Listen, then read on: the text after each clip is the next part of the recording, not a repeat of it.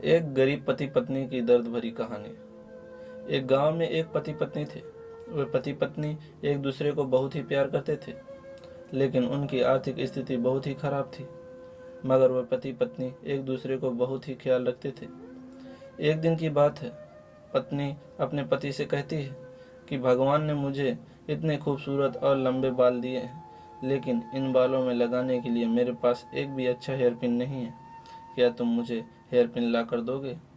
तभी पति अपनी पत्नी से कहता है कि तुम पागल हो, मेरी घड़ी की बेल्ट पिछले 10 दिनों से टूट गई है, लेकिन मेरे पास नए बेल्ट लाने के भी पैसे नहीं हैं, तो मैं तुम्हारी हेयर पिन कैसे ला सकता हूँ। अगले दिन जब पति अपने काम से घर आ रहा था, तो उसे रास्ते में एक घड़ी की दुकान दिखी, तो उसने अपनी बिना बेल्ट वाली घड़ी को बेच दिया और जो भी पैसे मिले उन पैसों से अपनी पत्नी के लिए एक सुंदर हेयर पिन खरीद ली और उसे लेकर वो अपने घर की ओर चलने लगा। घर पहुंचकर पति ने दरवाज़ा खटखटाया। तभी पत्नी ने दरवाज़ा खोला तो पति कुछ देर तक अपनी पत्नी को देखता ही रहता है। तभी पत्नी ने अपने पति से कहा, क्या तुम भी भूत की तरह मुझे देख रहे हो? तभी पति ने बस इतना ही कहा कि तुम्हारे लंबे बाल कहाँ गए?